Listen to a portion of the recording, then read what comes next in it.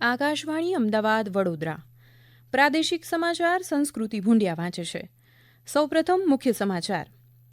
પ્રધાનમંત્રી નરેન્દ્ર મોદીએ વિકસિત ભારત 2047 વોઇસ ઓફ યુથ પહેલનો શુભારંભ કર્યો. યુવાનોને અમૃતકાળનો ઉપયોગ વિકસિત ભારતના નિર્માણ માટે કરવા હાકલ કરી. ગાંધીનગરમાં રાજભવન ખાતે રાજ્યપાલ આચાર્ય દેવવ્રતની ઉપસ્થિતિમાં વિકસિત ભારત 2047 કાર્યક્રમ યોજાયો.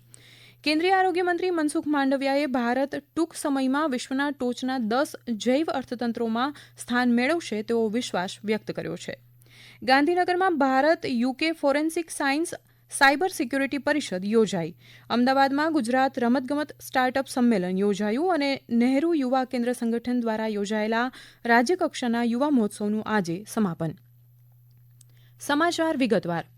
પ્રધાનમંત્રી નરેન્દ્ર મોદીએ આજે દેશભરમાં વિવિધ રાજ્યોમાં Viksit Bharat at 2047 voice of youth વર્કશોપનો શુભારંભ કર્યો. આ પ્રસંગે તેમણે જણાવ્યું કે પ્રગતિના પંથે આગળ વધતા દેશ માટે આ સમય યોગ્ય સમય છે.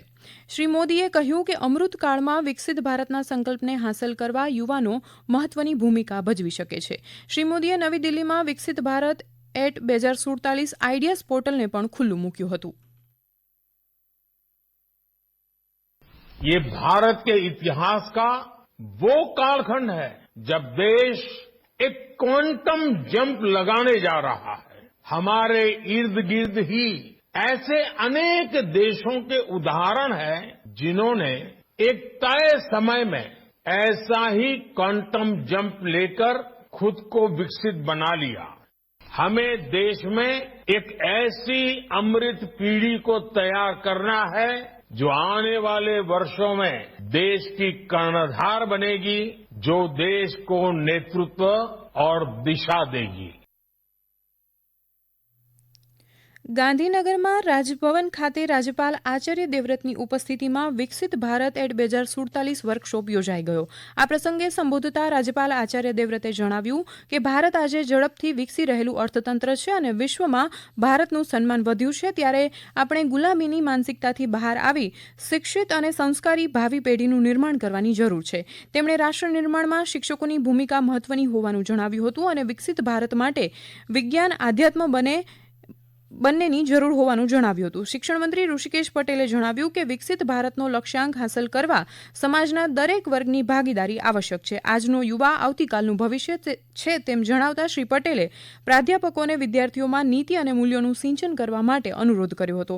આ વર્કશોપમાં વિવિધ યુનિવર્સિટીના કુલપતિઓ, શિક્ષણવિદો, અગ્રણી શિક્ષણ સંસ્થાઓના વરિષ્ઠ સંચાલકો અને અધ્યાપકો સાથે વિચાર વિમર્શ કરવામાં આવ્યો હતો. દેશના જૈવ અર્થતંત્રનું કદ છેલ્લા 8 વર્ષમાં $10 અબજથી વધીને $80 અબજ અમેરિકી ડોલર થયું છે.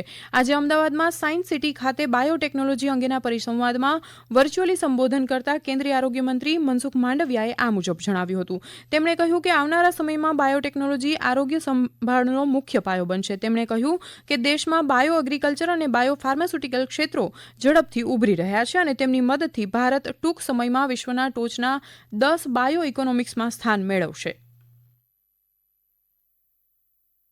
आने वाले वक्त में बायोटेक्नोलॉजी हेल्थ ट्रीटमेंट का सबसे बड़ा आधार बनेगा. इसी के साथ साथ कृषि, पर्यावरण, इंडस्ट्रीज, उत्पादन जैसे कई सारे क्षेत्र में बायोटेक्नोलॉजी के जरिए जटिल प्रश्नों का समाधान खोजा जाएगा. आने वाले वक्त की इकोनॉमी बायोटेक्नोलॉजी आधारित बनेगी. भारत की बायो इकोनॉमी पिछले 8 वर्षों में 8 गुना बढ़ी है और $10 अरब से बढ़कर $80 अरब तक पहुंच गई है. जैसा माननीय प्रधानमंत्री श्री नरेंद्र मोदी जी ने घोषणा की है कि देश बायोटेक के ग्लोबल इकोसिस्टम में शीर्ष 10 देशों की श्रेणी तक पहुंचने से बहुत दूर नहीं है. ગુજરાતના મુખ્યમંત્રી ભૂપેન્દ્ર પટેલે જણાવ્યું હતું કે ગુજરાત બાયોટેકનોલોજી સંશોધન કેન્દ્ર ધરાવતું એક રાજ્ય છે. એટલું જ નહીં, સાવલી નજીકનું બાયોટેકનોલોજી સંશોધન અને ઇન્ક્યુબેશન કેન્દ્ર દેશના ટોચના 3 કેન્દ્રો પૈકી એક છે. 100 જેટલા સ્ટાર્ટઅપ આ કેન્દ્ર દ્વારા તૈયાર થયા છે. શ્રી પટેલે વિકસિત ગુજરાત થકી વિકસિત ભારતના લક્ષ્યને સિદ્ધ કરવામાં બાયોટેકનોલોજી ક્ષેત્ર મહત્વનું સાબિત થશે તેવો વિશ્વાસ વ્યક્ત કર્યો હતો. આ સમાચાર આપ આકાશવાણીના અમદાવાદ વડોદરા કેન્દ્ર પરથી સાંભળી રહ્યા છો. વધુ સમાચાર આપ અમારી વેબસાઇટ newsonair.gov.in/ગુજરાતી પર વાંચી શકશો. ભારત યુકે ફોરેન્સિક સાયન્સ અને સાયબર સિક્યુરિટી પરિષદનો ગાંધીનગરની ફોરેન્સિક યુનિવર્સિટી NFSU ખાતે આજથી આરંભ થયો છે. ગૃહ રાજ્યમંત્રી હર્ષ સંઘવીએ સાયબર ગુનાને વર્તમાન સમયની સૌથી મોટી સમસ્યા ગણાવીને કહ્યું કે સાયબર ક્રાઇમ એ માત્ર આર્થિક જ નહીં પરંતુ સામાજિક અપરાધ પણ છે. 2 દિવસ ચાલનારી આ આંતરરાષ્ટ્રીય પરિષદમાં ઉપસ્થિત નિષ્ણાંતો સાયબર ક્રાઇમ સંબંધી જે કંઈ તારણો રજૂ કરશે તે ગુજરાત સહિત સમગ્ર વિશ્વ માટે ખૂબ ઉપયોગી બની રહેશે. NFSUના કુલપતિ ડોક્ટર JM વ્યાસે જણાવ્યું હતું કે આ પરિષદ વિશ્વમાં ડાર્ક વેબ, ક્રિપ્ટોકરન્સી સહિતના પડકારોનો સામનો કરવા માટે તમામ પ્રકારની અત્યાધુનિક ટેકનોલોજીથી સજ્જ મજબૂત વ્યવસ્થા ઊભી કરવામાં સહાયરૂપ બનશે. વર્તમાન ઇન્ટરનેટના સમયમાં ગુનેગારો દુનિયાના ખૂણે બેસીને અન્ય દેશોમાં સાયબર ક્રાઇમ કરે છે. આવા સંજોગોમાં 2 દેશોના નિષ્ણાંતો પરસ્પર સહકારથી સાયબર ક્રાઇમને નિવારવા અને ગુનેગારોને શોધી કાઢવા માટે એક વ્યવસ્થિત નેટવર્ક ઊભું કરવા માટે દિશા સૂચવશે.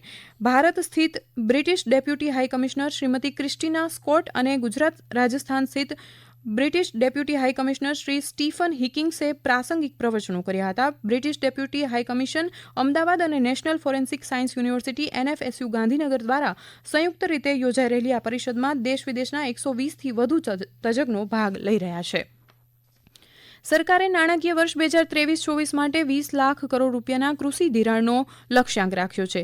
લોકસભામાં પૂરક પ્રશ્નના જવાબમાં રાજ્ય નાણામંત્રી ભાગવત કરાડે જણાવ્યું હતું કે અત્યાર સુધીમાં મંજૂર કરાયેલા ધિરાણના 70% ખેડૂતોને વહેંચવામાં આવ્યા છે. મંત્રીએ કહ્યું કે કુલ વિતરિત ધિરાણમાંથી 60% ધિરાણ નાના અને સીમાંત ખેડૂતોને આપવામાં આવ્યું છે. શ્રી કરાડે જણાવ્યું હતું કે પશુપાલન, ડેરી અને મત્સ્યોદ્યોગ વિભાગને પણ કૃષિ ધિરાણની સુવિધા આપવામાં આવી રહી છે. મંત્રીએ કહ્યું કે દેશમાં કુલ 7 કરોડ 36 લાખ કિસાન ક્રેડિટ કાર્ડ કાર્યરત છે.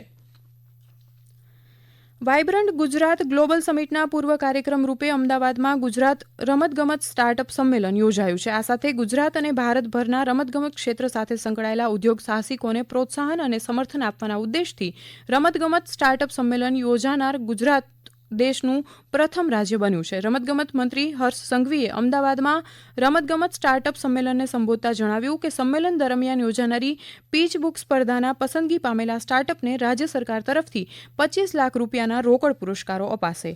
તેમણે કહ્યું કે રાજ્ય સરકાર ટૂંક સમયમાં નવી રમતગમત નીતિ જાહેર કરશે, જેમાં રમતગમત ક્ષેત્રના સ્ટાર્ટઅપ અને ખેલાડીઓને ખૂબ પ્રોત્સાહન મળશે. શ્રી સંઘવીએ વધુમાં કહ્યું કે ખેલાડીઓ તરફથી આવેલા તમામ સૂચનો અમે રમતગમત વિભાગને મોકલ્યા છે અને તેના ઉપર વિચારણા ચાલી રહી છે. શક્તિદૂત યોજના અંગે વાત કરતા મંત્રીશ્રીએ કહ્યું કે આવનારા સમયમાં નવા ફેરફારો સાથે શક્તિદૂત યોજના લોન્ચ કરવામાં આવશે.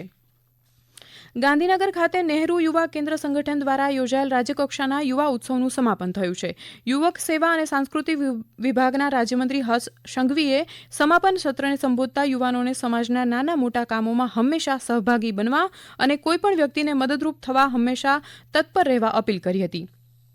તેમણે યુવાનોને સરકારની વિવિધ યોજનાઓ જેવી કે આયુષ્માન ભારત કાર્ડ, ઉજ્જવલા યોજના જેવી યોજનાઓની લોકોને સમજ આપી આ યોજનાઓનો લાભ કેવી રીતે મેળવી શકાય તેવી મદદ કરીને પણ ઉમદા રાષ્ટ્રના નિર્માણમાં સહભાગી થઈ શકો તેવું પણ જણાવ્યું હતું.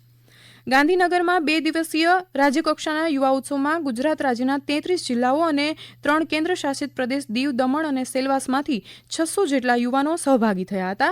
2 દિવસ દરમિયાન યુવાનો માટે મોબાઈલ ફોટોગ્રાફી, વક્તૃત્વ, ક્વિઝ, કાવ્યલેખન, ચિત્ર સ્પર્ધા જેવા કાર્યક્રમો આયોજન કરવામાં આવ્યું હતું.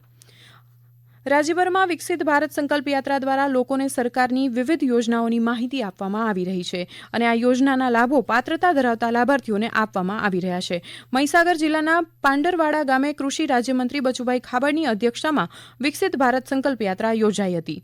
અમારા ખેડા જિલ્લાના પ્રતિનિધિ જનક જાગીરદાર જણાવે છે કે જિલ્લાના હેરંજ ગામે વિકસિત ભારત સંકલ્પ યાત્રા સમારોહ રાજ્યકક્ષાના સહકાર મંત્રી શ્રી જગદીશ વિશ્વકર્માની અધ્યક્ષતામાં યોજાયો હતો. અંતમાં મુખ્ય સમાચાર ફરી એકવાર. પ્રધાનમંત્રી નરેન્દ્ર મોદીએ વિકસિત ભારત 2047 વોઇસ ઓફ યુથ પહેલનો શુભારંભ કર્યો. યુવાનોને અમૃતકાળનો ઉપયોગ વિકસિત ભારતના નિર્માણ માટે કરવા હાકલ કરી. ગાંધીનગરમાં રાજભવન ખાતે રાજ્યપાલ આચાર્ય દેવવ્રતની ઉપસ્થિતિમાં વિકસિત ભારત 2047 કાર્યક્રમ યોજાયો. ગાંધીનગરમાં Bharat UK forensic science cyber security પરિષદ યોજાઈ અને નહેરુ યુવા કેન્દ્ર સંગઠન દ્વારા યોજાયેલા રાજ્યકક્ષાના યુવા મહોત્સવનું આજે સમાપન. આકાશવાણીના અમદાવાદ વડોદરા કેન્દ્ર પરથી પ્રાદેશિક સમાચાર પૂરા થયા.